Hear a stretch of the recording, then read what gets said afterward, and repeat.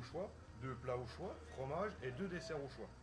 Les gens composent comme bon lui semble. Alors, pâté croûte, c'est une pâte bien spécifique à pâté croûte, d'accord. Nous, on a choisi de prendre des produits nobles, donc magret de canard, riz de veau, foie gras. On est aussi sur du veau, hein, et puis un peu de gorge, parce qu'il faut quand même qu'il y ait un peu de graisse dedans. On est sur de la girole, de la pistache, donc c'est vraiment des produits qui en restauration sont nobles. Et du coup, cette année, j'ai pas voulu faire que le foie gras, je voulais changer parce qu'il faut pas oublier que le pâté croûte à cette heure-ci, dans les grands gastros, il revient à la mode. Voilà, donc on voulait partir sur autre chose que le foie gras qu'on connaît habituellement. Donc on est parti sur un pâté croûte.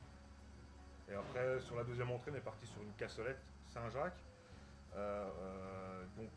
Saint-Jacques, saumon, fondu de poireaux, avec une sauce Saint-Véran, qui est pas mal.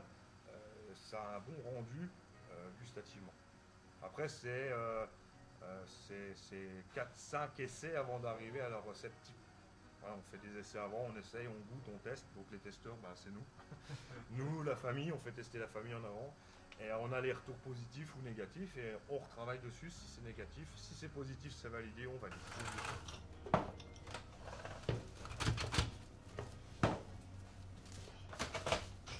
Donc là, on a fait un mignon de veau cuisson basse température.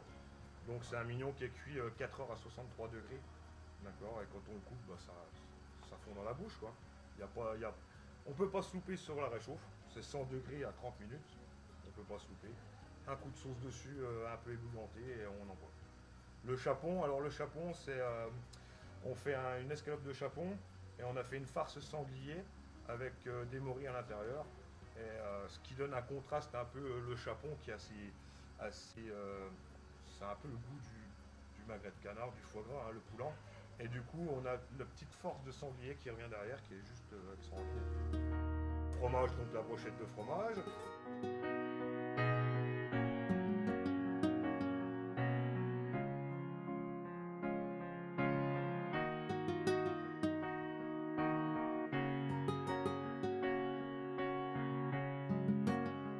Après, on passe sur une bûche Snickers. Donc, tous les ans, on essaie de sortir une petite bûche un peu tendance dans des parfums comme ça. Donc là, on a sorti la bûche Snickers. Donc, c'est une mousse cacahuète avec un crémeux à cœur coulant caramel chocolat. Et un coulant caramel avec des cacahuètes à l'intérieur. Donc, quand on mange la bûche, on a vraiment l'impression de manger un Snickers.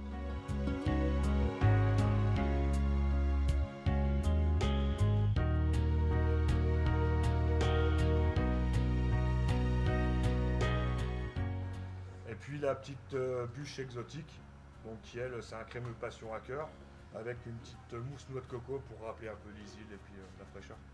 Les gens ils viennent chercher le matin, ils mettent ça dans le frigo, et puis ils ont juste à gérer des demi-heures de chauffe. Donc, et ils peuvent passer du temps avec leurs invités. Voilà, c'est le but recherché pour moi personnellement, c'est le but recherché.